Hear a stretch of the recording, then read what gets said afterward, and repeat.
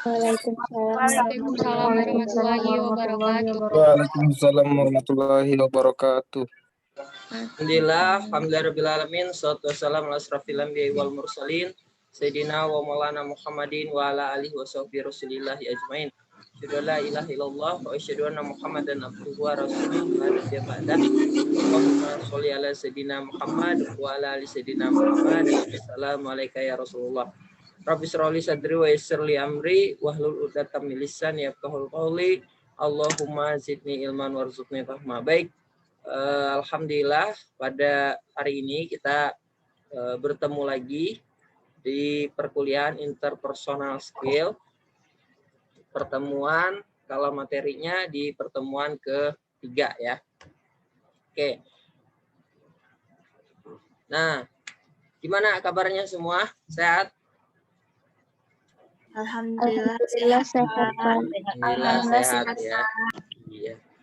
Nah, tugasnya home fun-nya gimana home fun-nya? Sudah dikerjakan? Sudah, Pak. Sudah. Gimana rasanya home fun-nya? Ya, ngerjakan home fun ya. Ngerjakan mungkin kalau mahasiswa udah biasa ngerjakan tugas ya. Tapi kalau ngerjakan home fun gimana? Sama aja rasanya, Pak. Mau fun, mau apa ya, tetap aja tugas, Pak. Rumit nggak? Rumit nggak tugasnya? Susah nggak? Home fun-nya susah nggak? Enggak, Pak. Nggak susah. Oke, yang belum di rename dulu namanya ya, sesuai nama kelompok, biar nanti mudah untuk membaginya. Oke, baik. Langsung aja deh, saya share materi kita pada hari ini. Oke. Suara saya terdengar jelas? Jelas, Pak. Jelas, Terdengar Pak. ya? Oke. Baik, ini pertemuan kita ketiga ya. Tentang interpersonal skill art of teach. Oke, baik. Masih ada beberapa orang lagi yang belum masuk, tapi sebagian ada yang konfirmasi bahwa izin, gitu ya. Oke. Nah, 2 minggu yang lalu kita sudah bahas tentang bagaimana membentuk pembicara ya, bisa bicara tentang personality. Bagaimana sebelum kita berbicara jauh ke depan, bagaimana cara berbicara di panggung, kemudian tone-nya bagaimana, ekspresinya bagaimana. Maka kita udah membahas dulu, membentuk dulu the great personality-nya. Lalu minggu sebelumnya lagi, 1 minggu yang lalu kita juga udah bahas tentang materinya, the great design ya, great content, the great content. Nah, yang mana the great content yang udah kita bahas sebelumnya adalah kita menentukan siapa audiensnya, apa topiknya, tujuannya apa saja, dan judulnya apa, gitu ya. Nah, lalu home fun yang kedua adalah kita bentuk why-nya. Why itu adalah kita hadirkan alasan yang kuat hingga peserta mau mendengarkan. Apa sih pentingnya peserta mendengarkan materi yang akan kita sampaikan? Apa sih ruginya kalau mereka tidak mendengarkannya? Nah, itu yang kita hadirkan kepada peserta atau audiens. Lalu kita buat juga what-nya apa? Secara definisi dari presentasi yang mau kita sampaikan. Dan kita buat how to-nya apa yang harus dilakukan agar audiens dapat manfaat dari materi yang kita sampaikan, atau langkah-langkah dan solusi apa saja yang kita tawarkan kepada audiens hingga audiens bisa mengaplikasikan apa yang telah kita sampaikan. Lalu terakhir adalah call to action-nya. Call to action-nya ajakan kepada para audiens untuk segera mempraktekkan atau mengamalkan ilmu yang sudah kita sampaikan. Nah, dari pengalaman 1 minggu yang lalu, Anda sudah mengerjakan home fun-nya. Apa saja nih bisa di-share atau bisa dibagi bagaimana saja pengalaman Anda ketika mengerjakan home fun-nya. Nah, siapa yang mau berbagi nih? Tri Uci Lestari. Nah, apa pengalamannya ketika sudah mengerjakan home fund-nya?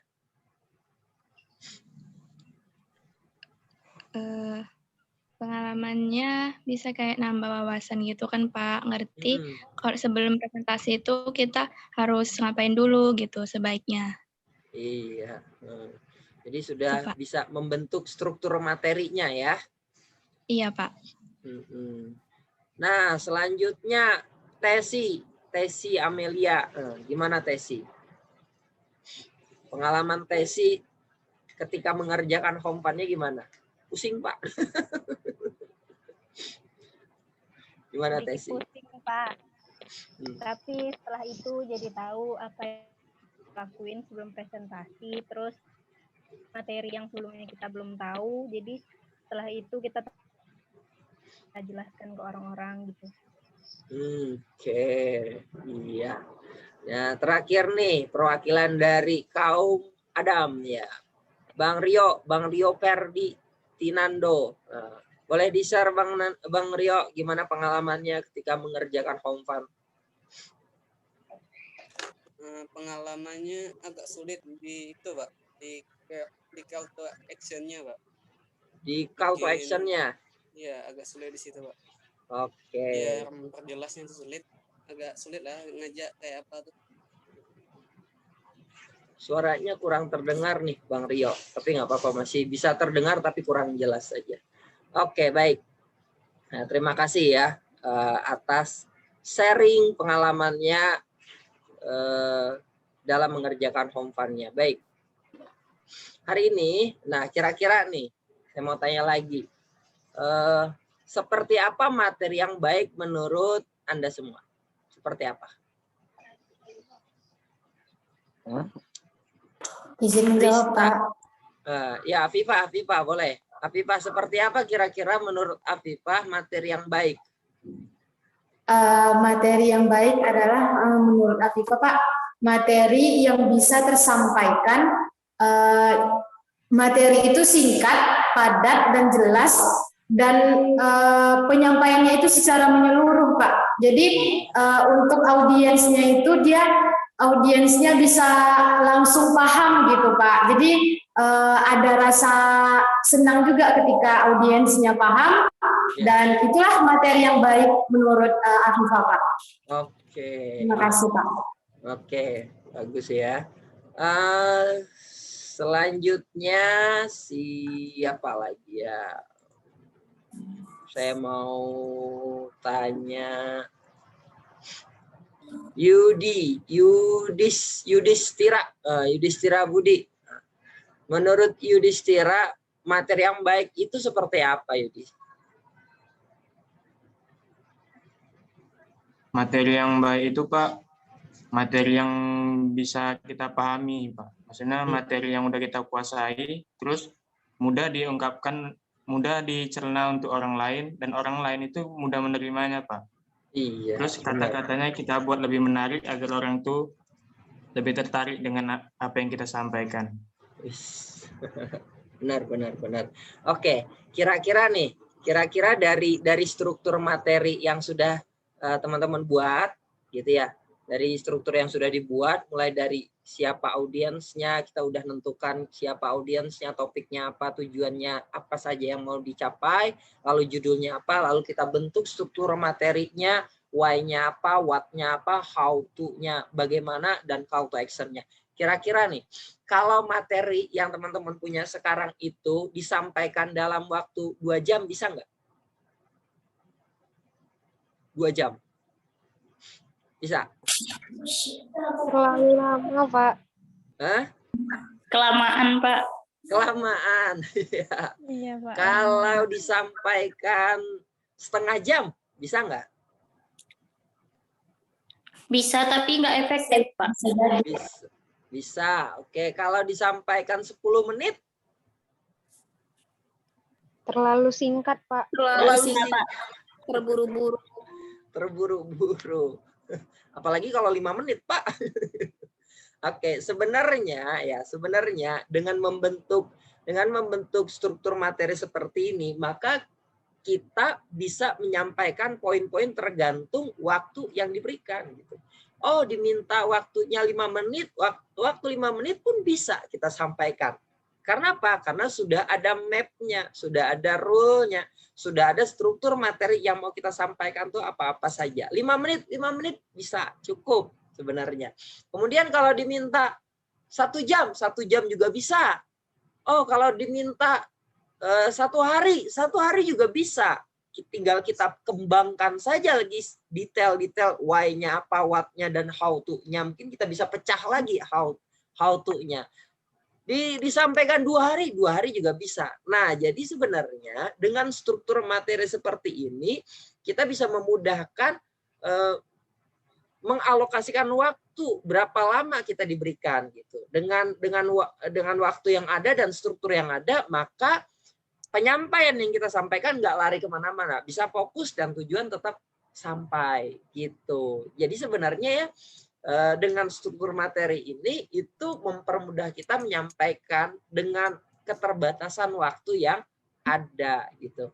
Jadi kalau misalkan 1 jam bisa nggak? Oh, kelamaan Pak. Sebenarnya bisa. Lalu bagaimana Pak biar mengembangkannya? Oke, hari ini akan kita bahas gimana cara mengembangkan materinya biar bisa lama, biar bisa singkat. Kalau dikasih waktu sebentar, gimana Pak? Bisa. Gimana caranya? Nah, ini caranya. Hari ini kita bahas sama-sama. Nah, lalu balik lagi ke sini. Seperti apa materi yang baik menurut Anda? Nah, tadi udah disampaikan ya. Materi yang baik itu sebenarnya adalah, ya sesuai dengan disampaikan oleh teman-teman tadi, materi yang baik itu adalah apa? Materi yang bisa memuaskan audiens. Ketika audiens datang, ketika audiens mendengarkan kita berbicara, permasalahan dia selesai. Misalkan tadinya dia nggak paham di satu materi kalkulus, mungkin ketika dia dengerin kita paham. Artinya apa? Masalah dia selesai. Nah, itulah materi yang baik, mampu menyelesaikan, mampu memuaskan audiens. Kata Budi tadi, mampu audiens bisa puas. Iya, materi yang baik itu adalah apa? Audiens bisa puas, audiens bisa selesai, tuntas persoalannya ketika dengerin kita presentasi. Oh, audiens tuh merasa ada masalah dengan pemahaman tentang kecantikan bagaimana. Nah, ketika dengerin kita, dia dapat solusinya, selesai persoalannya. Dengan mendengarkan presentasi yang kita sampaikan. Oh, ternyata tuh masalah kecantikan tuh seperti itu. Oh, ternyata tuh solusinya dengan produk ini. Nah, misalkan tuh sekalian mau jualan kalau gitu kan. Nah, jadi materi yang baik adalah apa? Materi yang baik adalah materi yang bisa memuaskan audiens. Nah, minggu lalu kita udah bahas bagaimana struktur materi, menstrukturkan materi. Dengan apa? Dengan why, what, how to, dan call to action-nya. Hari ini kita akan bahas memperkaya materi. Jadi tidak cukup hanya membentuk struktur materi, tetapi setiap struktur itu kita perkaya materinya. Biar apa? Biar berisi, biar daging gitu loh. Jadi materinya tuh kan struktur tuh baru kerangka. Nah kalau kerangka mah tulang gitu ya. Nggak enak dilihat kalau tulang. Nah makanya kita perkaya biar jadi daging semua materinya. Siap? Siap? Siap kita bahas hari ini? Siap. Ya, insya Allah waktunya cukup ini ya. Waktunya ada beberapa waktu yang lewat tadi, miss, tapi semoga cukup. Karena tadi ada trouble sedikit, belum selesai sih, tapi nanti bisa diselesaikan. Maklum, jadi bapak yang ada di rumah work from home ini luar biasa gitu ya. Kalau di kampus kan nggak ada dapat trouble paling mati lampu gitu. Tapi kalau di rumah luar biasa, banyak godaannya. Oke, kita lanjutkan. Nah, bagaimana biar bisa memperkaya materi? Nah, jadi untuk memperkaya materi kita harus menghadirkan ide-ide di dalam pikiran kita. Gimana caranya? Caranya dengan membaca, banyak membaca gitu. Mana? Nih apalagi mahasiswa nih. Mahasiswa kalau nggak hobi membaca ya mau ngapain lagi coba? Mau nonton. Maka kita harus banyak membaca. Dengan membaca wawasan kita tambah banyak, maka ketika wawasan kita tambah banyak, ide itu hadir dengan sendirinya gitu. Jadi dengan banyak membaca. Jadi ada salah satu bos dari ustadz saya itu setiap ke bandara itu selalu beli buku. Biasa di bandara itu bukunya tuh mahal-mahal. Beda kalau buku yang dijual di toko-toko atau apa, kan harga di bandara tuh bisa 2 kali sampai 3 kali lipat harga normal. Dia beli lalu ketika dia sudah beli 1 bulan kemudian ada aja tuh ide baru atau ada aja sesuatu yang baru yang disampaikannya. Nah, jadi luar biasa kekuatan membaca ini. Nah, kalau kita mungkin senangnya membaca juga. Baca apa? Baca pesan WA, Pak. Baca status teman, Pak. Jangan itu bacanya ya. Baca buku. Biar apa? Biar kayak kita hasanah keilmuan tadi ya. Banyak inspirasi yang kita bisa dapatkan dengan membaca. Apalagi nih mahasiswa. Kalau mahasiswa ya malas membaca, ya sudahlah gitu. Ya. Harus membaca. Kemudian yang kedua apa? Mengamati. Jadi melihat sekeliling kita, melihat kondisi kita. Makanya kan sebelum kita menyampaikan materi, kita harus tahu dulu audiensnya siapa. Sama nggak kira-kira Amelia? Ketika kita menyampaikan materi di hadapan siswa SMA dan materi ketika kita sampaikan di hadapan para dosen. Sama nggak cara penyampaiannya, Amelia?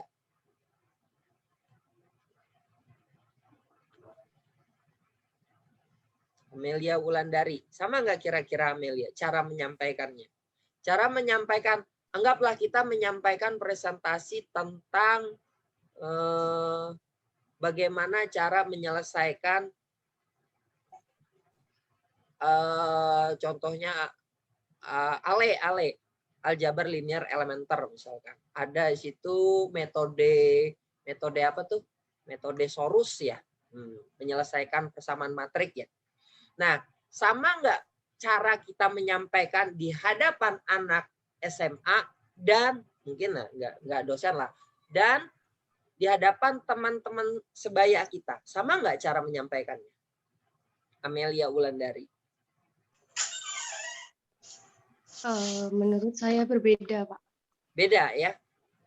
Beda. Iya jelas. Kenapa? Karena di hadapan anak-anak SMA mungkin cara kita lihat gimana kedekatannya agar bisa membangun kedekatan, gimana biar bisa paham. Tapi kalau mungkin menyampaikan itu di hadapan teman-teman yang sebaya, mungkin nggak perlu pendekatan, nggak perlu apa, mungkin to the point aja kan gitu.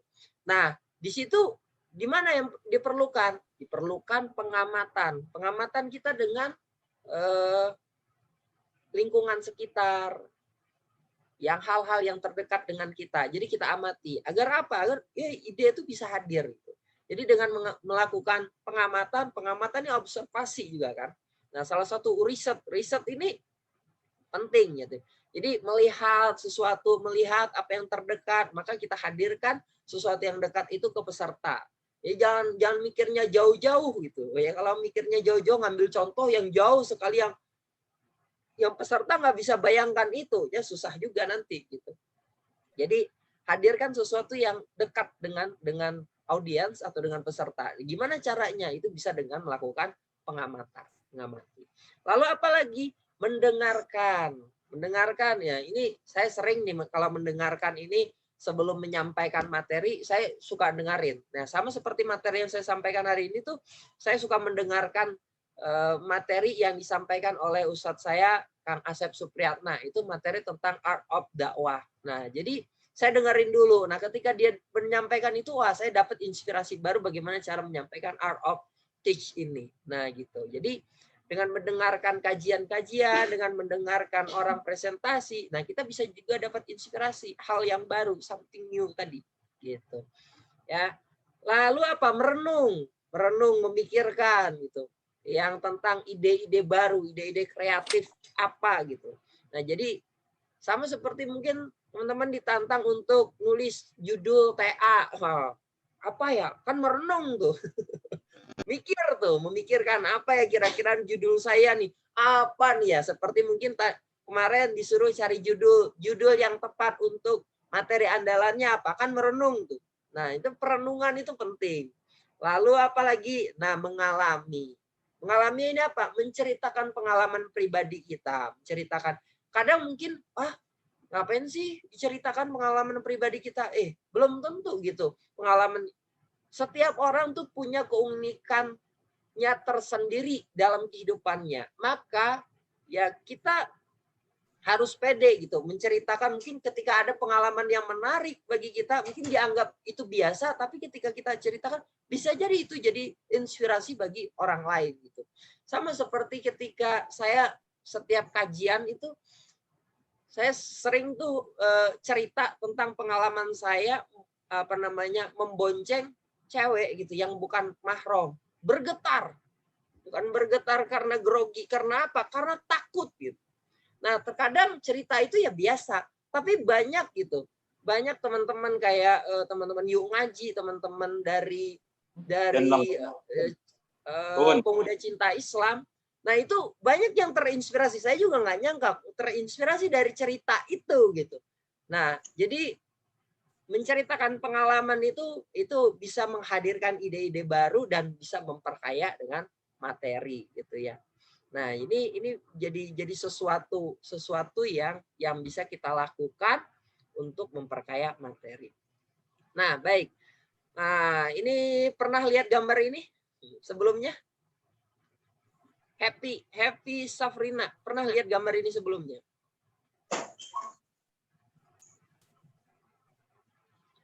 Happy, pernah nggak lihat Happy?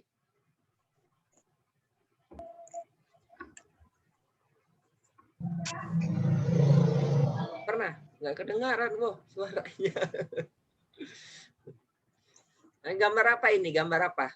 Ratna Kamila. Kak Ratna. Ini gambar apa nih Kak Ratna? Otak. Gambar otak ya. Bukan otak-otak ya. Kalau bulan puasa mah ini jadi tergambar jadi otak-otak. Oke. Nah, jadi dari sini ternyata orang itu terbagi dari 4 karakter. Ada tipikal orang yang thinking, ada intuiting, ada feeling, ada sensing. Bentar ya.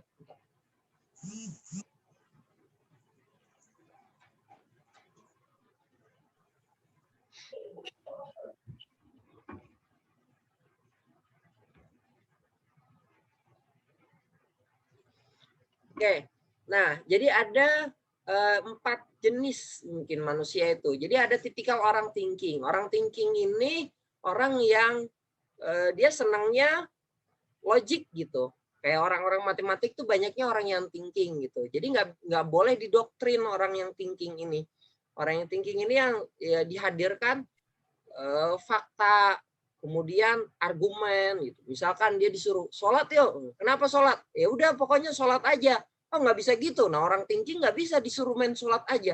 Apa alasannya? Kenapa kita harus sholat? Nah itu tuh orang thinking. Ada juga orang sensing. Orang sensing ini ketika mungkin dilihat nih, lihat nih gambar ini, apa bedanya? Oh itu orang sensing tuh langsung dapat tahu gambarnya. Mungkin ketika lihat gambar ini enaknya diapain? Oh enaknya dibuat ini. Wah langsung tuh idenya langsung detail dia dapat. Nah kemudian ada juga orang yang intuiting. Intuiting ini senang dengan sesuatu yang holistik, yang besar, yang terintegrasi, ya suka bermainnya ilustrasi, gambaran besar. Jadi kalau misalkan punya ide besar, orang yang visioner tuh biasanya intuiting. Nah, lalu ada juga orang yang feeling. Feeling ini orang yang berbasis perasaan, mudah bergaul, mudah tersentuh, emosionalnya bagus. Nah, ini orang tipikal orang yang feeling. Nah, kenapa saya mau sampaikan ini? Karena audiens kita kan tidak semuanya orang thinking. Walaupun di sini jurusan matematika, tapi saya yakin dan percaya tidak semuanya tipikal orang thinking. Benar nggak? Apalagi peserta kita yang awam, yang umum gitu. Bisa jadi nanti tergolong dari ada yang thinking, ada yang sensing, ada yang feeling, bahkan ada juga yang intuiting. Maka kita harus bisa melakukan pendekatan-pendekatan sesuai dengan karakter mereka masing-masing. Jadi kalau saya boleh ringkas, nah seperti ini. Jadi misalkan bagaimana untuk melakukan pendekatan dengan orang-orang yang sensing. Orang yang sensing bisa kita lakukan dengan cara aplikatif. Orang sensing itu sukanya dengan cara yang aplikatif. Seperti apa? Kita lakukan tips dan versus misalkan. Nah, contohnya mungkin bagaimana ada orang beneran dan orang jadi-jadian. Nah, misalkan gitu. Ada materi saya hakikat manusia. Hakikat manusia ternyata ada orang dan orang jadi-jadian. Nah, dibandingkan. Jadi mana orang yang jadi-jadian, mana orang yang beneran gitu. Jadi dibandingkan. Jangan lupa membandingkan sesuatu itu ya yang biasanya yang baik itu di kanan, yang buruk itu di kiri. Atau posisinya dari bawah ke atas. Nah, gitu ya. Kalau versus biasanya yang baik di kiri, yang baik di kanan, yang buruk di kiri. Gitu. Ya. Misalkan yang kalau contohnya tadi orang beneran sama orang jadi-jadian, maka orang jadi-jadiannya di kiri versus. Nah, misalkan itu. Jadi bisa juga dengan menggunakan tips.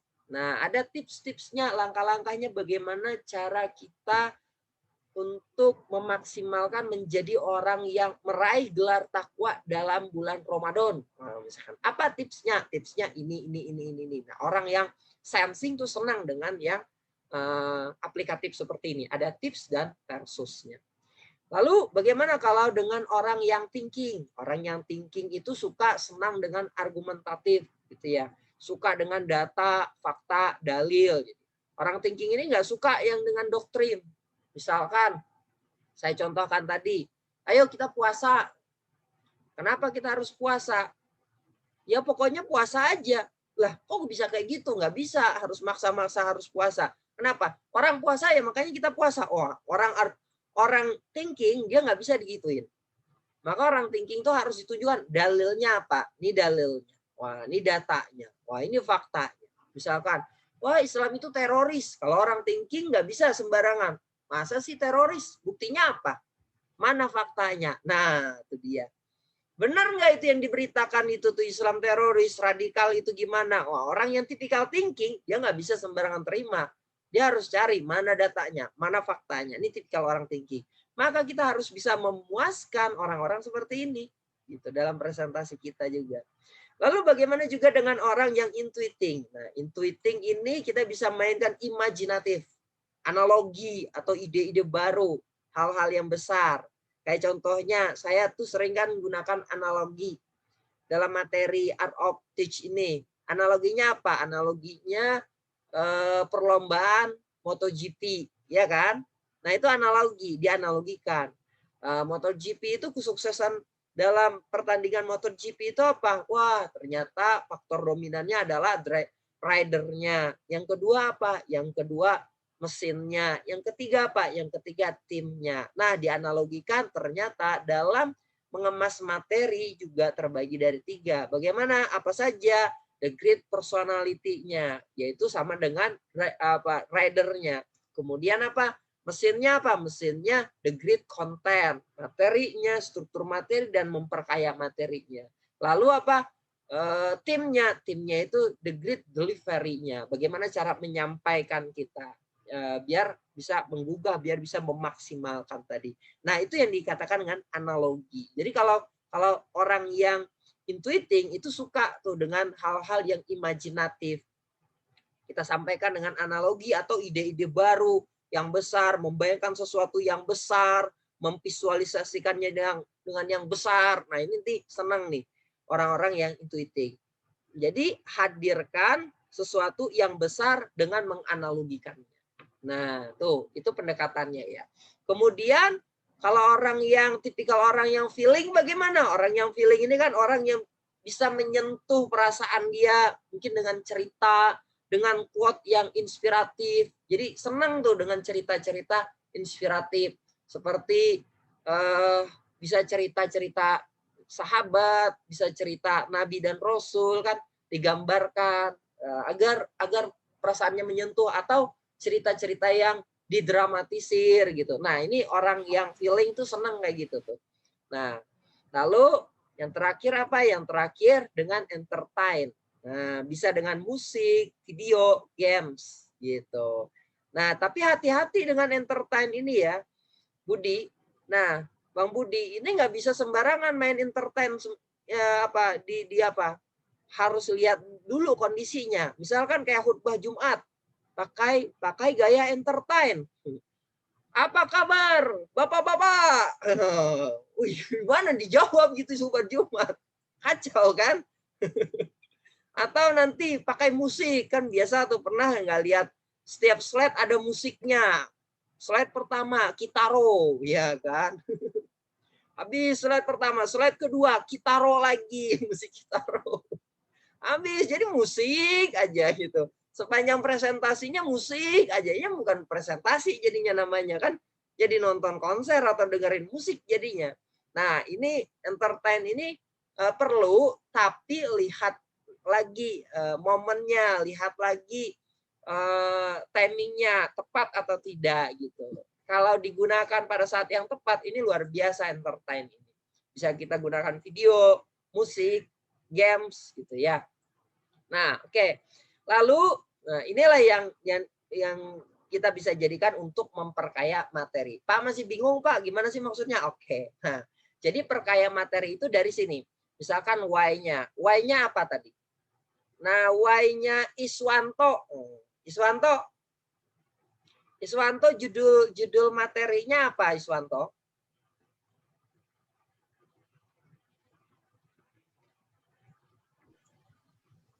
Judul materinya membangun kreativitas mahasiswa dalam bisnis di era kemajuan teknologi, Pak. Oke, membangun apa ya? Dalam bisnis. Oke. Nah, why-nya apa Iswanto? Why-nya?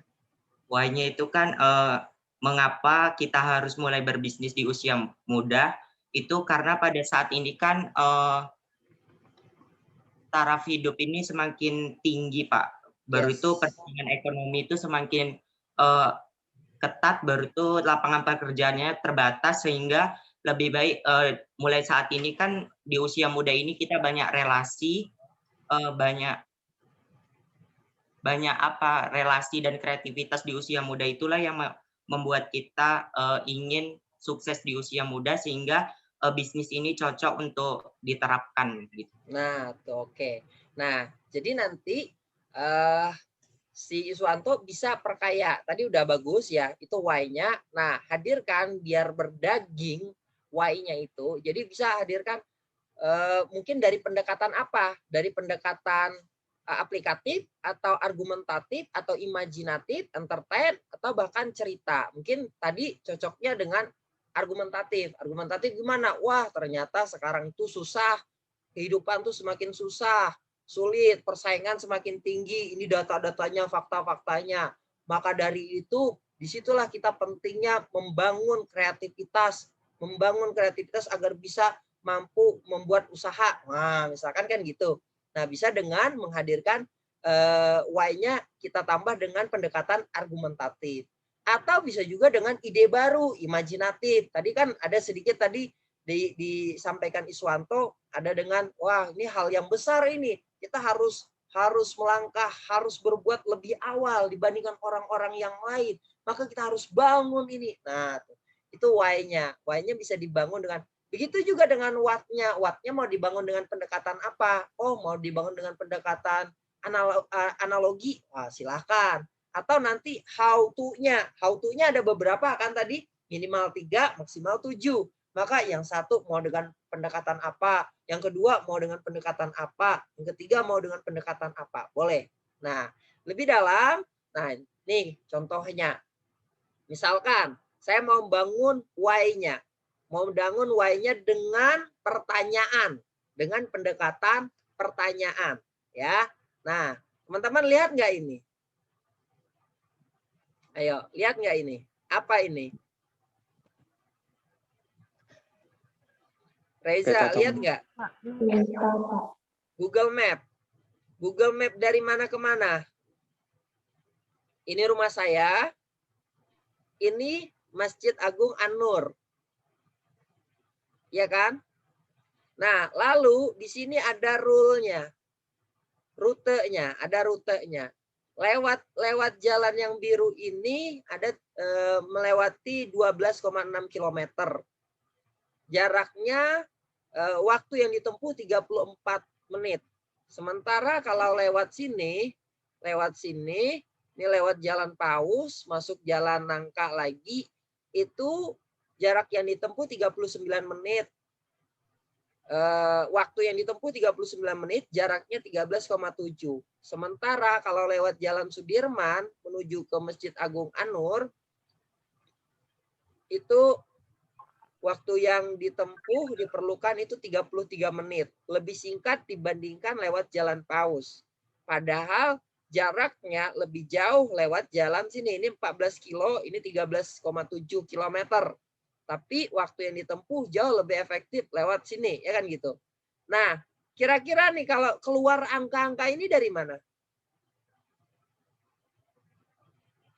Tahu nggak dari mana keluarnya angka-angka ini? 34, 39, 33. Tahu nggak dari mana keluar angka-angka ini? Ayo. Dari mana? Ini orang matematika loh. Devi, dari mana Devi? Devianti. Dari mana angka-angka ini keluar?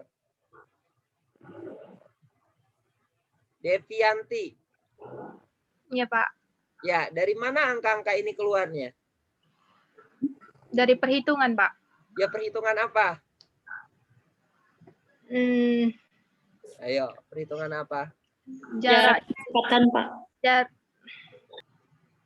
Jaraknya, Pak. Ya, jarak apa? Dari mana jaraknya? Perhitungan jarak. Ini jaraknya 12 km. Kok bisa 34 menit? Dari mana? Ayo. Kecepatan fisika, Pak. Ya. Dari mana? Kecepatan, Pak. Jarak dibagi kecepatan. Jarak dibagi kecepatan. Nah, pernah nggak belajar model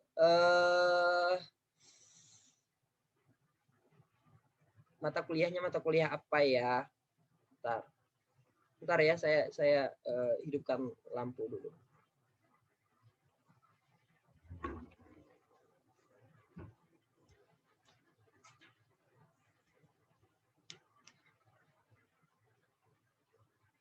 Oke.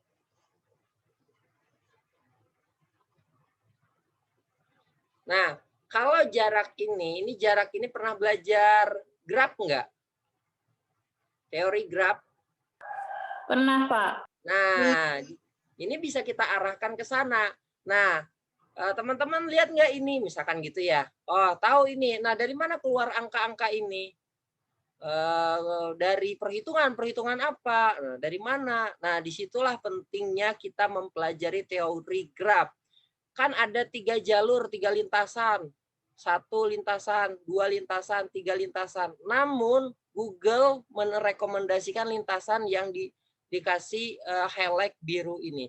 Kenapa Google memberikan lintasan ini padahal waktunya lebih lama dibandingkan ini lebih sedikit, lebih lama 1 menit dibandingkan ini? Kenapa? Karena itu ada teori grafnya. Disitulah kita pentingnya belajar teori graf.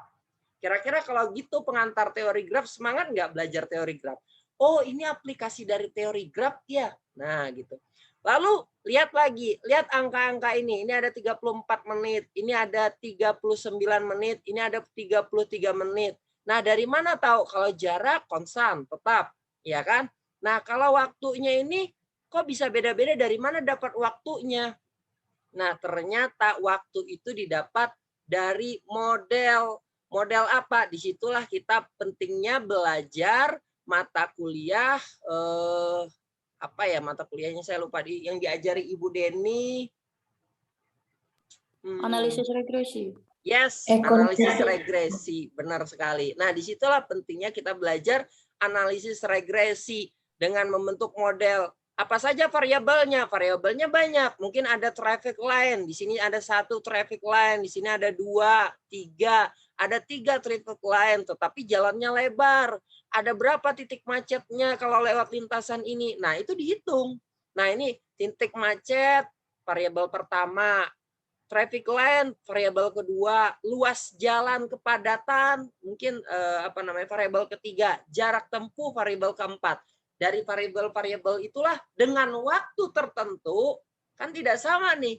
Waktu siang, waktu sore, waktu pagi, bahkan waktu malam, ini mungkin berbeda-beda. Google merekomendasikan jalan mana yang harus ditempuh kalau kendaraan yang kita lakukan itu dengan menggunakan mobil. Disitulah pentingnya kita belajar analisis regresi. Nah, kalau kayak gitu pengantar analisis regresi, kan enak tuh. Oh, tahu aplikasinya. Oh, ternyata angka ini keluar dari model yang dibuat dari analisis regresi loh. Wah, ini keluarnya bukan angka sembarangan angka. Ada beberapa variabel-variabel yang diambil, kemudian muncullah angka 39 menit. Gitu. Ini dari model. Model mana? Model analisis regresi. Begitu juga yang ada di aplikasi di Google, di Grab, di Gojek. Kan ada tuh estimasi waktu yang ditempuh. Nah, itu juga menggunakan analisis regresi. Nah, jadi pengantar untuk kuliah analisis regresi dengan menghadirkan why-nya apa? Why-nya dengan pertanyaan. Pertanyaannya apa? Tadi pertanyaannya. Ini tahu nggak nih, nilai ini munculnya gimana? Ini nilai 39 menit ini dari mana? Oh, dari perhitungan. Perhitungan yang apa? Disitulah kita pentingnya belajar analisis regresi. Nah, itu menghadirkan why-nya. Kemudian coba lihat nih. Nah, ini saya buat pertanyaan juga. Ini amal maksiat. Ada amal taat. Oke, saya mau tanya. Saya mau tanya Aldi. Aldi, amal maksiat itu apa, Aldi?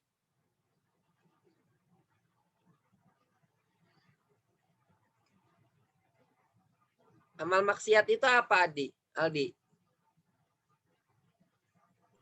Maaf Pak, saya Pak.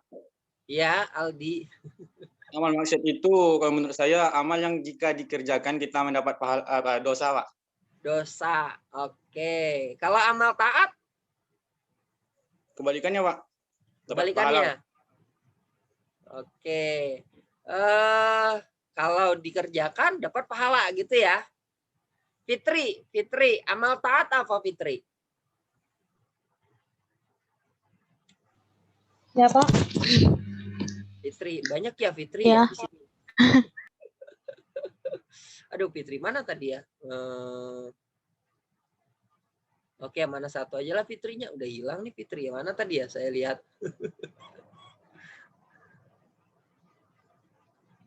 Fitri, Wafik, Aziza. Oke, amal taat apa Fitri?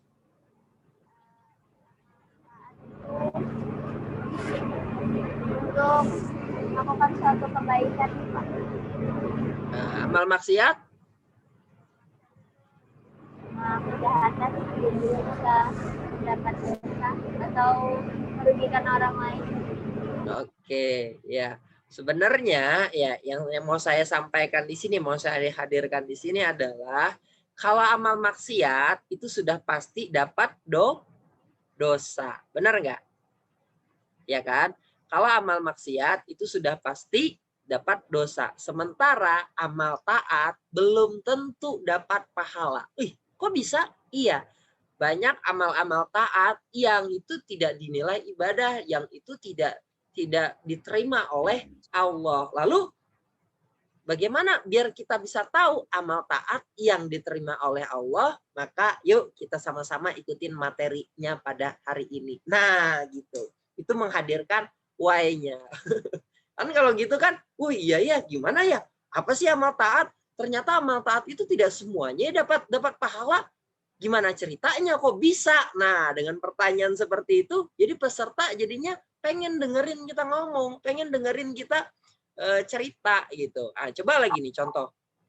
Ayo, Adela pilih mana? Kalau misalkan cari calon karyawan yang pilih 1 atau pilih 2? Ini nilainya. Adela, pilih 1 atau pilih 2, Adela? Ya. Pilih 1 Pak. Pilih 1. Oke, tapi bagaimana kalau 1 ternyata suka bohong, yang kedua suka jujur? Pilih 1 atau pilih 2? 2 Pak. Kedua, jadi berubah ya. Oke, lalu bagaimana kalau misalkan memilih calon istri? Calon istri kalau begitu saya akan tanya laki-laki. Mana nomor 1? Oke, Yudhistira, kameranya di off kan? Yudhistira, kira-kira nih pilih 1 atau pilih 2 Yudhistira kalau mau pilih calon istri? Cantik, kaya, yang kedua jelek, miskin. Mau pilih yang mana Yudhistira? Yang pertama lah, Pak. Oh, yang pertama lagi. Tapi lihat dulu bawahnya apa nih. Jangan-jangan yang pertama ya Yudhistira ya. Iya, kalau misalkan yang pertama setia, sudah cantik, ya kaya, setia lagi. Sementara yang nomor 2 jelek, miskin, hianat lagi, suka selingkuh lagi. Yang mana? Pasti pilih nomor 1 ya. Nomor 1 atau nomor 2 nih? Nomor 1, Pak. Nomor 1, oke. Nah, tahu nggak kita ternyata yang di bawah ini apa? Yang di bawah ini kayak misalkan ini tadi, ini bohong, jujur, setia, hianat, itu apa? Itu adalah personality. Nah, kalau yang di atas ini nilai saja, nilai yang materi saja. Tapi yang di bawah ini adalah nilai personality. Ternyata nilai-nilai yang di atas ini mengalahkan nilai personality gitu. Maka disitulah pentingnya kita membangun personality. Nah, gitu. Nah, mau tahu bagaimana cara membangun personality? Oke, ikutin materinya pada hari ini. Nah, gitu membangun why-nya. Masuk kan? Kebayang kan? Gimana? Nah, menghadirkan pertanyaan. Itu yang pertama. Lalu apa lagi? Lalu kita bisa juga menggunakan fakta yang didramatisir. Nah, kira-kira nih kalau dengan fakta yang didramatisir itu pendekatan apa coba? Mau melakukan pendekatan dengan orang-orang yang tipikal apa? Sensing kah dia? Feeling kah dia? Thinking kah? Atau intuiting? Kalau dengan fakta yang didramatisir. Feeling, Pak. Feeling. Feeling, Pak. Feeling. Oke, ada yang lain? Fakta yang didramatisir itu mau melakukan pendekatan dengan orang-orang yang seperti apa? Feeling, thinking, atau intuiting, atau apalagi satu tadi? Sensing. Oke, yang mana? Thinking, Pak. Balik lagi Pak. Oh, nah dia. Wah, ini dia nih, thinking. Oke, ini dia. Siapa? Thinking. Kalau menggunakan data fakta yang terindra, itu biasanya kita gunakan, ini fakta ya, biasanya kita melakukan pendekatan dengan orang-orang yang thinking. Contohnya apa? Contohnya nih, wah ini kan nih, kalau saya tuh paling senang tuh mendramatisir keadaan gitu ya. Wah ini diputusin pacarnya bunuh diri. Ada juga yang belum diputusin udah bunuh diri. Kenapa? Nggak laku-laku misalnya gitu ya. Udah bunuh diri. Nah, ternyata apa? Nah, ternyata disitulah pentingnya kita membangun keimanan gitu. Jadi dengan iman yang lemah, nah orang mudah putus asa, orang mudah melakukan bunuh diri. Nah, begitulah jika seseorang itu tidak punya harapan dalam hidup. Coba lihat orang yang nggak punya harapan dalam hidup, diputusin pacar bunuh diri, di PHK bunuh diri, nikah tertunda bunuh diri. Nah, kenapa? Ini orang-orang tidak punya harapan. Maka disitulah pentingnya kita membangun harapan, membentuk harapan agar hidup itu harus selalu punya harapan. Bagaimana biar hidup itu harus selalu punya harapan? Nah, ini materinya. Nah, fakta-fakta ini juga bisa diarahkan. Gimana? Nah, begitulah jika seseorang tidak punya iman yang kuat. Nah, maka Bapak-bapak, Ibu-ibu, pada malam hari ini tausiah Ramadan kita akan membahas tentang bagaimana membangun keimanan yang kuat. Gitu. Dengan apa? Dengan fakta-fakta ini gitu. Jadi disitulah menghadirkan why-nya gitu. Ya, bisa paham ya? Itu kalau tausiah Ramadan gitu ya. Nah, lalu gimana dengan cerita? Nah, ini cerita bisa juga cerita atau film gitu ya. Misalkan cerita, tahu nggak rumah yang paling mahal berapa harganya? Hafiz Fikri, rumah yang paling mahal berapa harganya, Hafiz?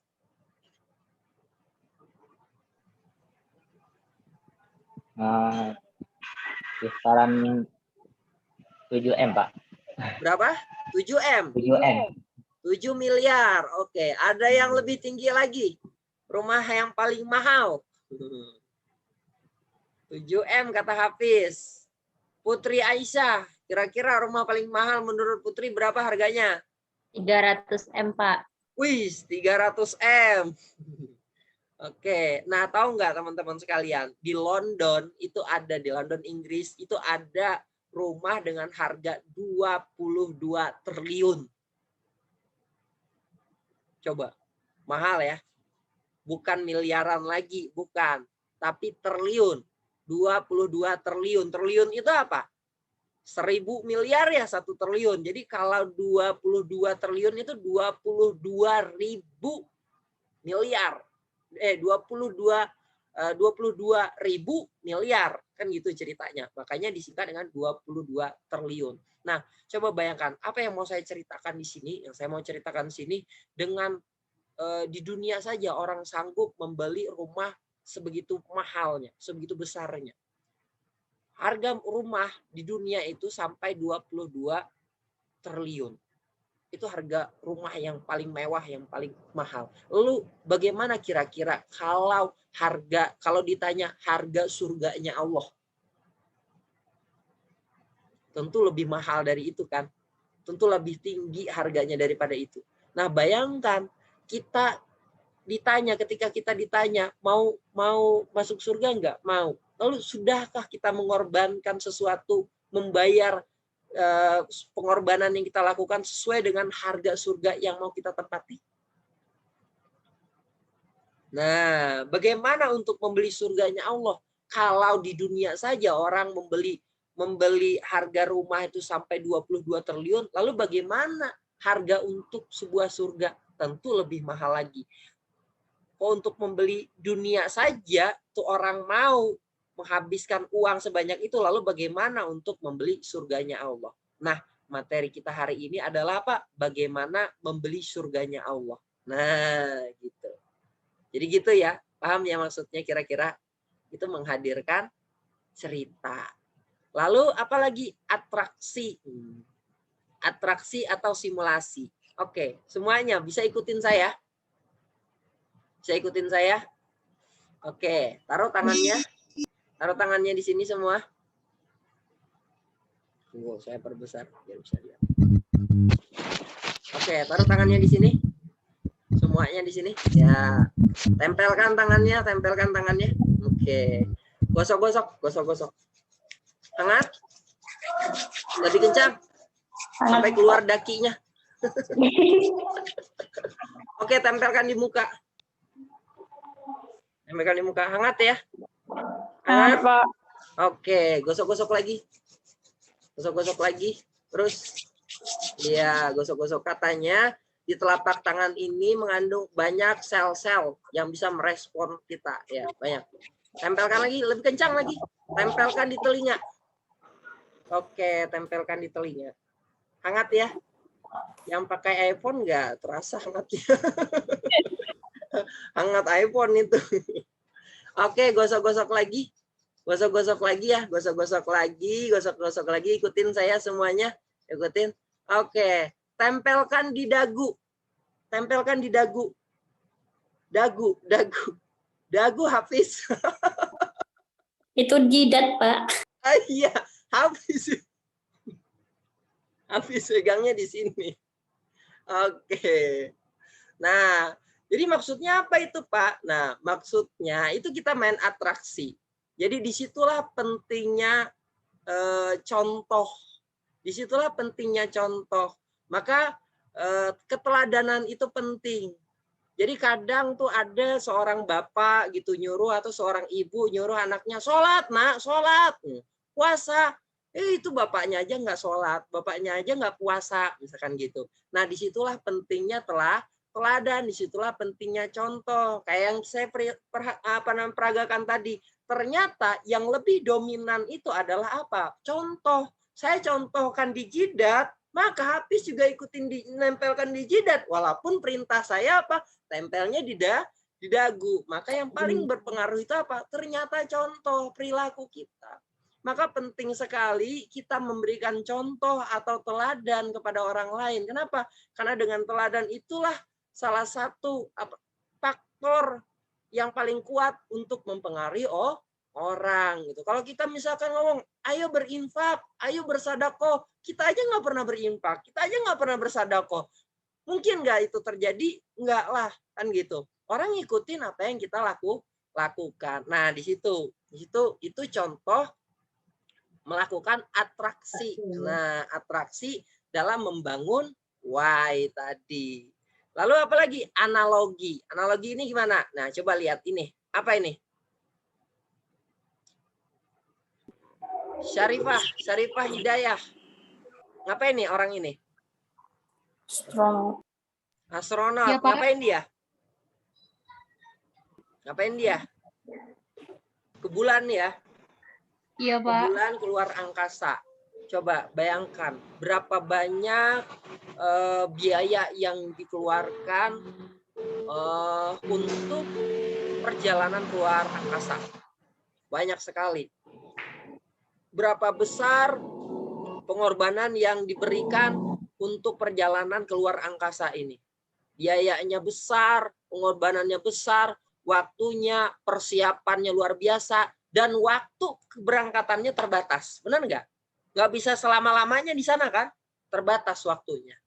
Nah, lalu coba bayangkan ketika seorang astronot ini pulang ke bumi, apa yang terjadi? Kira-kira kalau astronot itu pulang ke bumi, apa yang dialaminya? Tentu ditanya dong laporannya, perjalanannya ke luar angkasa, ya nggak? Apa-apa saja data-data yang diperoleh, kan gitu ya? Apa-apa saja yang udah dilakukan. Namun kalau astronotnya datang, lalu menghadap kepada pimpinannya, kepada bosnya, apa yang sudah dilakukan selama di luar angkasa? Lalu dia cuma hadirkan foto-foto selfie-nya, kira-kira apa yang terjadi? Kira-kira marah nggak Safirah bosnya? Keluar angkasa ketika ditanya apa aja yang udah dilakukan. Lalu disodorkan ya saya cuma foto-foto selfie aja Pak. Apa yang terjadi? Marah nggak pimpinannya? Safirah.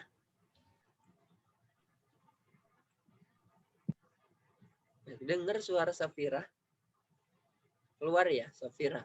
Nah, Triuci, marah nggak pimpinannya? Marah dong. Marah, Pak. Ya kan? Sudah biaya yang dihabiskan besar, kemudian waktu pengorbanan yang dilakukan banyak, lalu ketika dia pulang ke bumi, dia hanya nyodorkan foto-foto selfie-nya. Nah, coba bayangkan ini orang perjalanan ke bulan. Orang perjalanan ke bulan saja ketika pulang dia punya pertanggungjawaban. Dia ditanya-tanyain apa yang udah dilakukannya selama di bulan. Lalu bagaimana ada suatu makhluk yang diutus ke bumi, nggak sadar misinya apa, nggak sadar tugasnya apa. Siapa makhluk itu? Itulah manusia. Yang nantinya manusia itu ketika berhadapan dengan penciptanya, maka akan ditanya, ngapain aja udah di bumi? Ngapain aja udah di dunia? Nah, disitulah pentingnya kita bisa mengenal apa sih tujuan kita diciptakan, apa sih misi kita hidup di dunia ini. Nah, kalau mau tahu, silakan saksikan, ikutin materi kita pada hari ini. Nah, lipat tangannya, ayo serius ya. Nah, gitu. Itu membangun caranya agar orang tertarik mau dengerin kita, gitu ya, dengan analogi. Nah, kemudian yang terakhir dengan for statement. For statement ini contohnya gini. Nah, ternyata ada 4 tipikal. Nih, ini ada sumbu X dan ada sumbu Y.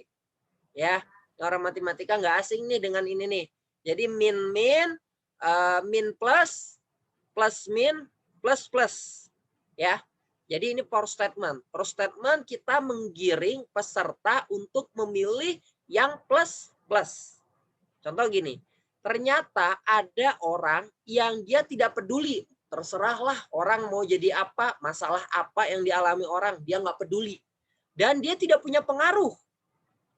Ada juga orang yang dia tidak peduli apa yang terjadi di sekelilingnya, apa yang terjadi di lingkungannya, tapi dia punya pengaruh. Dia punya pengaruh. Ketika dia melakukan keburukan, orang banyak ikutin dia. Ketika dia buat baik, orang banyak ikutin dia.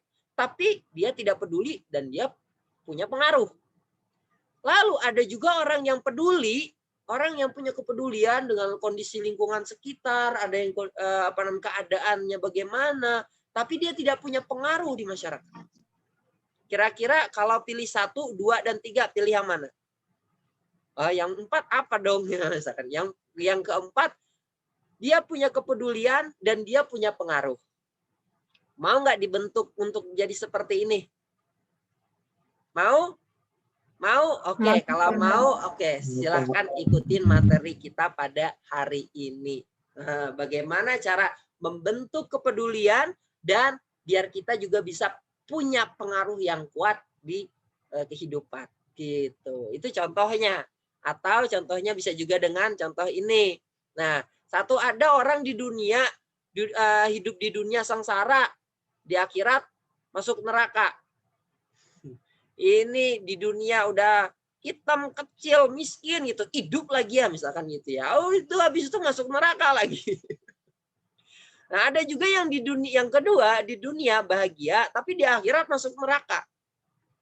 Tapi ada di dunia sengsara, di akhirat masuk surga. Mau nggak yang 3? Enggak dong, yang keempat. Yang keempat nih, mau nih. Yang keempat apa? Yang keempat di dunia bahagia, di akhirat masuk surga. Nah, kalau mau, bagaimana caranya untuk di dunia bisa bahagia dan di akhirat masuk surga? Oke, ikutin materi kita pada hari ini. Nah, itu contohnya. Contoh bagaimana kita menghadirkan why. Ini baru why. Nah, jadi teman-teman bisa perkaya materinya dengan pendekatan seperti ini untuk apa? Untuk what-nya, untuk how to-nya apa saja, lalu call to action-nya lagi. Oke, sampai di sini bisa paham? Paham ya? Ngerti ya? Nah, jadi silahkan nanti dipikirkan why-nya lewat pendekatan apa ya saya ya? Oh, mau pendekatan pertanyaan. Oke, pertanyaannya apa? What-nya mungkin dengan for statement. Atau what-nya dengan fakta, data. Bisa. How to-nya satu. Mungkin how to satu dengan cerita. Satu lagi dengan analogi. Satu lagi dengan for statement. Boleh. Call to action-nya mungkin dengan quote aja, Pak. Nah, boleh gitu. Tapi yang perlu digarisbawahi adalah apa? How to-nya di sini boleh dijelaskan apa maksudnya, apa pentingnya, dan apa contohnya. Oke? Nah, sekali lagi bisa dijelaskan nanti di how to-nya, apa maksudnya, apa pentingnya, dan apa contohnya. Siap? Siap ya? Oke, siap. Sekarang waktunya praktek. Iya, praktek Pak. Iya, praktek. Sekarang silakan kita masuk di breakout ya. Kita masuk di breakout. Oke, saya bagi kelasnya ada 5. Nanti silakan dipikirkan. Mau menggunakan pendekatan apa, what-nya apa, why-nya apa, how to-nya apa, pendekatannya apa saja. Oke. Bentar ya, saya mau bagi dulu. Bagi kelasnya, nanti silakan dikonsultasikan dengan fasilitatornya masing-masing. Saya kasih waktu kurang lebih 15 menit ya, 15 menit. Nanti kalau udah 15 menit, boleh saya keluarkan dari room-nya lagi.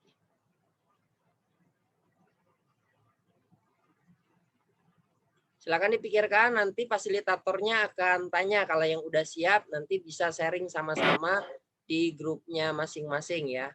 Jadi bukan hanya masukan fasilitatornya, bisa juga mungkin dari teman-temannya bisa saling sharing, bisa saling kasih masukan gitu, boleh ya. Nah, nanti kalau bingung bisa tanya kakak-kakak fasilitatornya.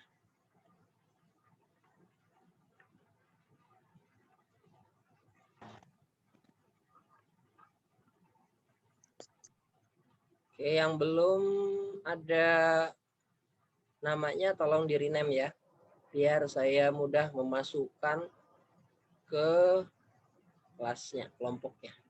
Putri kelompok mana Putri? Putri Aisyah. Putri Aisyah.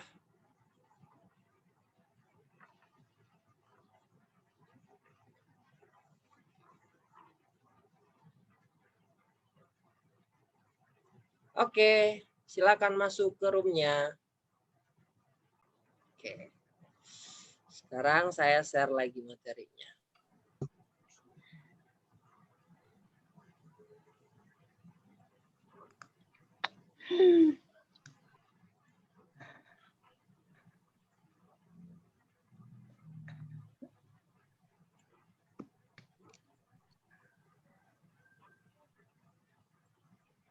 Oke. Ini dia. Nah, ini dia. Kita tadi udah bahas ini ya, why-nya. Why-nya, bagaimana memperkaya why-nya, kemudian what-nya dengan pendekatan apa, how to-nya, setiap how to-nya itu kita perkaya dengan pendekatan apa. Ingat, kalau how to selalu jelaskan saat menyampaikan apa maksudnya, apa pentingnya, dan apa contohnya. Lalu call to action. Call to action-nya apa saja? Insya Allah minggu depan nanti akan kita bahas secara detail call to action-nya. Ya, tapi ini bisa quote, ini bisa pernyataan singkat saja untuk breakdown ke semua materi yang udah kita sampaikan. Rangkumannya secara singkat apa itu? Ini mungkin bisa resume singkatnya nih call to action-nya. Ajakankah atau bisa kesimpulan dari materi yang kita sampaikan kah? Lalu mungkin kita bisa kapan memulai sesuatu yang udah kita sampaikan tadi, ayo kapan kita mulainya? Mungkin sekarang, ajak sama-sama semua pesertanya untuk memulainya. Ini itu untuk call to action-nya. Nah, jadi home fun-nya adalah silakan buat perkaya konten Anda. Lengkapi setiap tahapan strukturnya dengan apa? Dengan opsi pengayaan yang pas dan saling menguatkan. Nah, jadi kita buat pengayaan itu biar saling menguatkan, saling daya gugahnya itu semakin bagus gitu ya. Oke, baik. Ada pertanyaan boleh? Tadi ada yang Rainsen. Nggak ada? Nggak ada yang nanya? Cukup ya? Oke. Kalau ada langsung saja Rainsen dan langsung silakan. Izin bertanya, Pak. Oke, boleh. Untuk home fun-nya kayak gimana ya, Pak? Nah, home fun-nya nanti ada saya kasih form-nya. Form-nya itu, bentar, saya bisa share form-nya ya.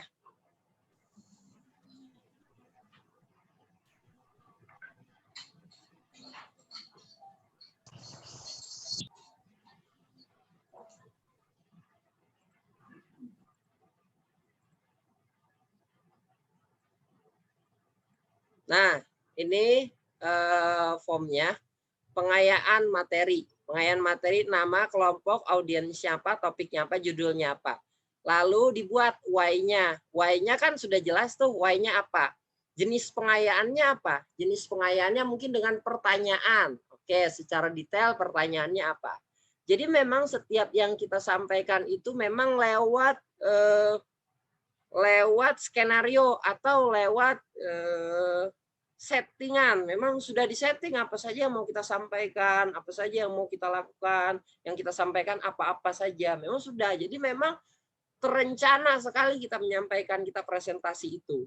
Tapi tidak terkonteks yang memang kita harus ngikutin konteks itu, enggak. Itu caranya tipikalnya menghafal, tidak. Nah, jadi ini kita buat kerangka strukturnya. Jadi why-nya jenis pengayaannya apa? Oh, bisa dengan pertanyaan, atau dengan quote, atau dengan for statement, atau dengan cerita, boleh. Materi pengayaan materinya apa? Pertanyaannya tadi apa? Di home fund yang kedua. Nah, lalu kita perkaya dengan korelasinya dengan jenis pengayaannya. Wattnya apa? Wattnya di sini kan wattnya. Lalu pengayaannya apa? Oh, pengayaannya dengan data. Wah, menurut Kamus Besar Bahasa Indonesia, sukses itu adalah ini. Cukup. Nah, itu dengan data. How to-nya boleh dituliskan di sini how to-nya. Mungkin tadi biar sukses, langkah-langkah sukses. Pertama, mandiri. Kedua, disiplin. Yang ketiga, kerja keras. 4, pantang putus asa. Wah, jenis pengayaannya mandiri seperti apa? Wah, mandiri mungkin dengan analogi. Analoginya seperti apa? Diceritakanlah. Mungkin dengan analogi seperti seperti air, mungkin seperti air yang selalu memberikan kehidupan, wah misalkan gitu ya. Ini bisa lah, nanti diceritakan di pengayaannya, jenis pengayaannya apa saja, baru call to action-nya. Kurang lebih nanti formnya seperti ini, ya, seperti ini. Oke, sampai di situ bisa dipahami? Bisa, Pak. Terima kasih, Pak. Iya. Baik, ada lagi pertanyaan yang nanya?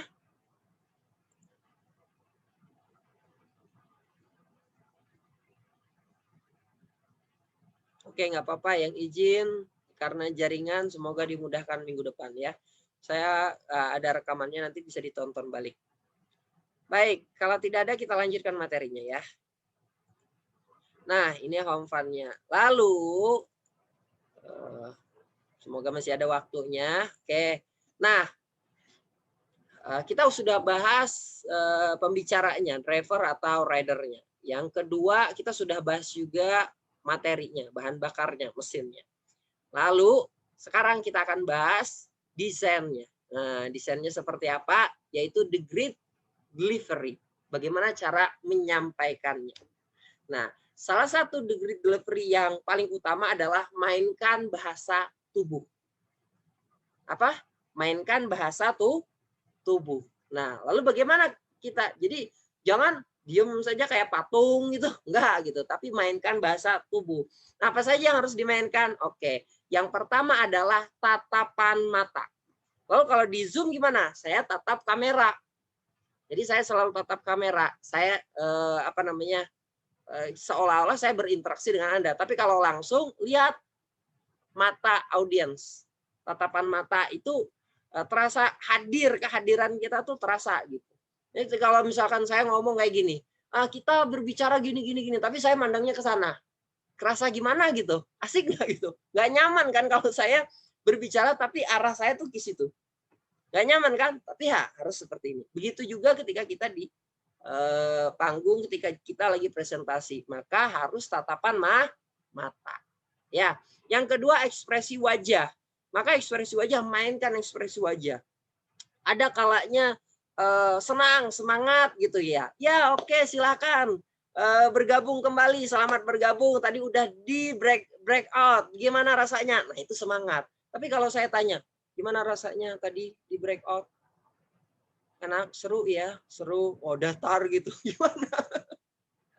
Tapi harus ada ekspresi gitu.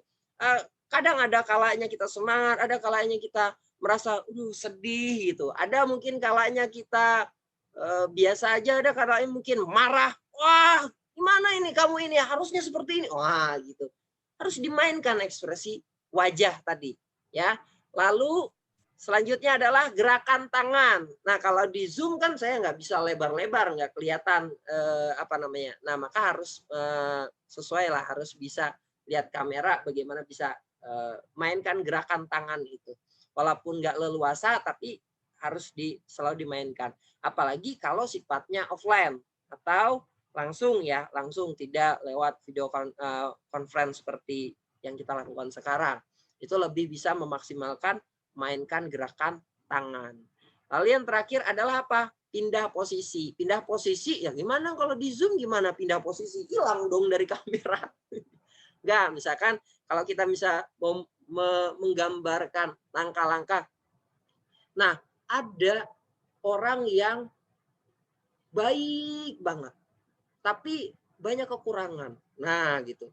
Ada juga orang yang, nah di situ yang saya maksudnya pindah posisi. Jadi menggambarkan orang satu dengan orang yang lain itu berpindah posisi. Jadi seolah-olah itu ada terjadi perbedaan yang apa namanya, yang jelas gitu antara kita gambarkan satu sosok dengan sosok yang lain dengan pindah posisi. Kalau di Zoom ini mungkin saya mainkan gerakan badan saja.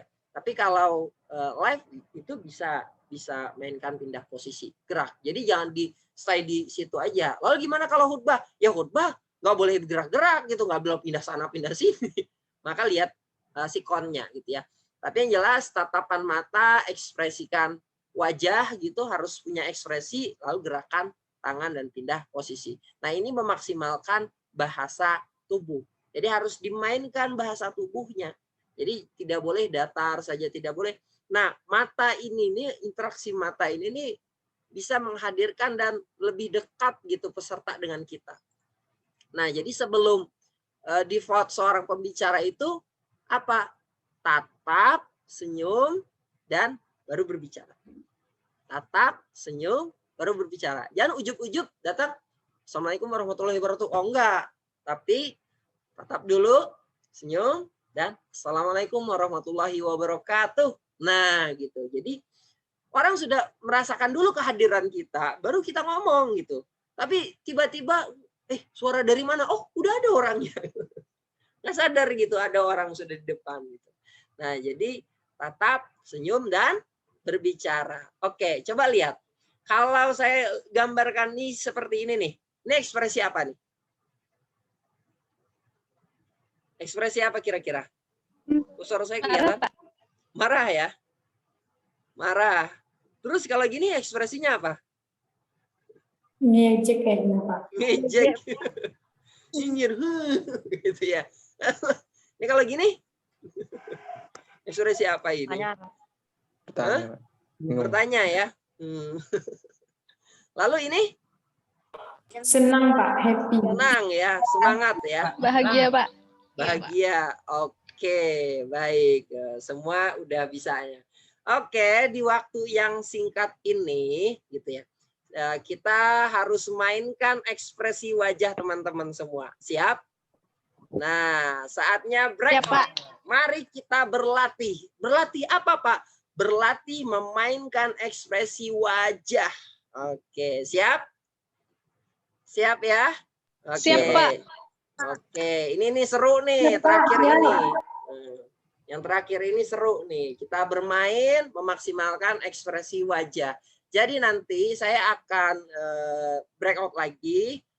Saya akan bagi kelasnya lagi per kelompok. Nanti di setiap kelompoknya kakak-kakak fasilitatornya akan melakukan permainan games. Gamesnya apa? Gamesnya nanti setiap setiap peserta nanti akan dapat, nanti dipilih secara acak, akan dapat satu kata. Misalkan nanti, Maisha, nanti akan dikirim satu kata, satu atau dua kata nanti ya, yang nanti Maisha sampaikan dengan ekspresi wajah, suruh teman-temannya nebak, kira-kira yang diperagakan Maisha itu kata apa? Gitu. Paham ya kira-kira maksudnya? Nah, paham, waktunya kurang lebih 15 menit. Kelamaan nggak 15 menit? Cukup lah ya. Iya. Boleh 15 menit. Waktunya kurang lebih 15 menit. Kurang dari 15 menit deh. Kurang dari 15 menit. Pertanyaannya ada 10. Nanti dipilih secara acak. Kakak-kakak fasilitatornya yang ngirimkan satu pesan singkat yang nanti itu akan dipraktekkan oleh teman-teman. Nanti teman-teman yang lain disuruh nebak kira-kira kata apa itu. Nanti kelompok mana yang berhasil banyak menjawabnya itu yang menang. Oke, seru ya. Oke, tanpa berlama-lama lagi langsung aja karena waktunya kita singkat, langsung aja kita breakout lagi. Selamat bermain games bersama kakak-kakak fasilitatornya.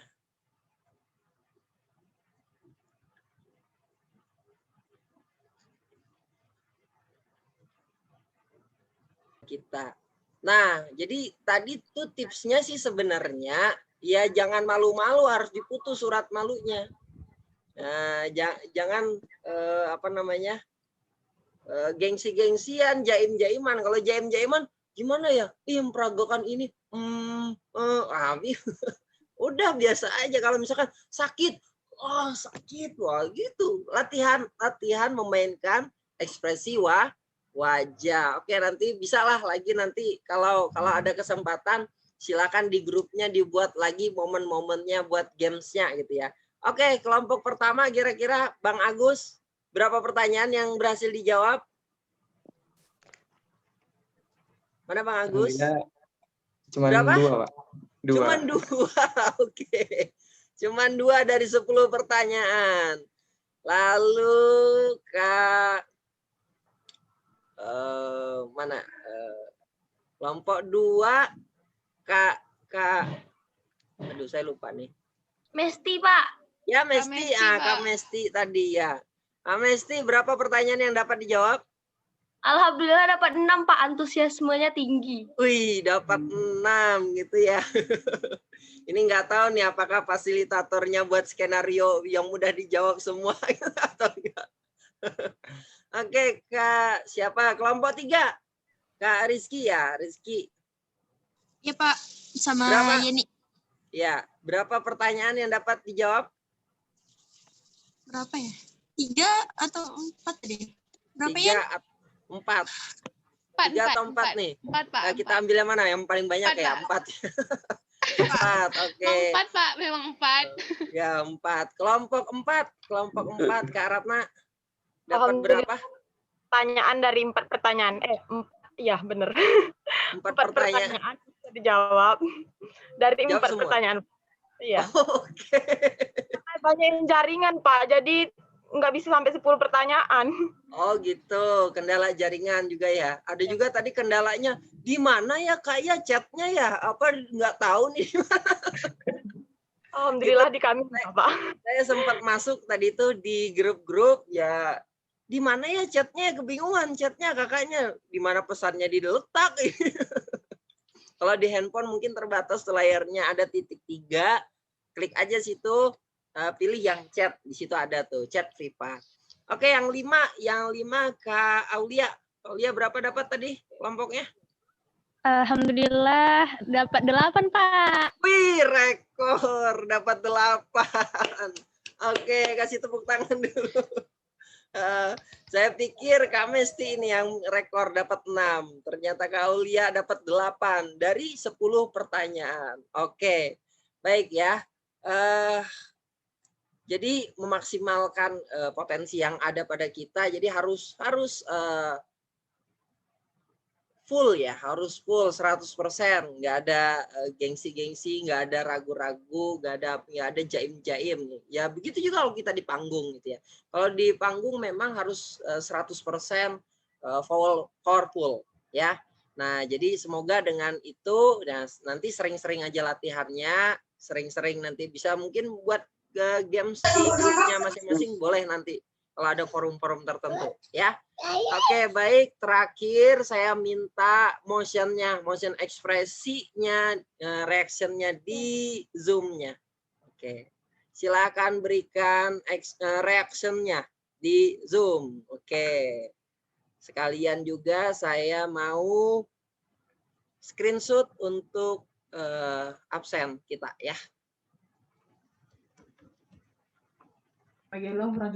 Pak, maaf Pak, nanti nggak kelihatan di video Pak. Oke, ya, nggak apa-apa. Oke, saya cepat nih. 1, 2, 3.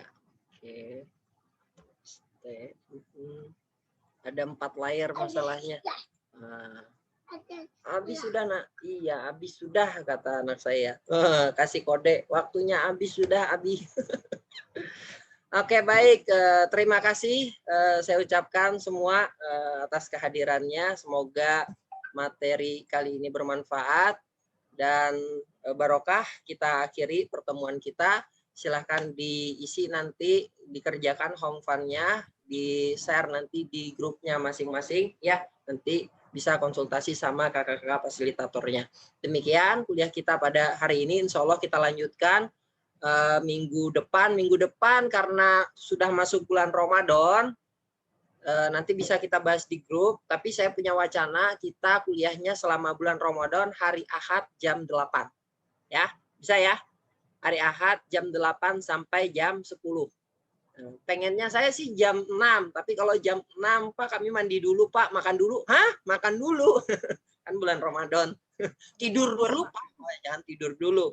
Mungkin bisa olahraga dulu, siap-siap gitu. Makanya kasih jeda waktu sampai jam 8. Jadi kita kuliahnya jam 8 sampai jam 10 hari Ahad di selama bulan Ramadan. Mungkin bulan Ramadan kita pertemuannya materinya 2 kali, nanti langsung kontes ya, langsung kontes.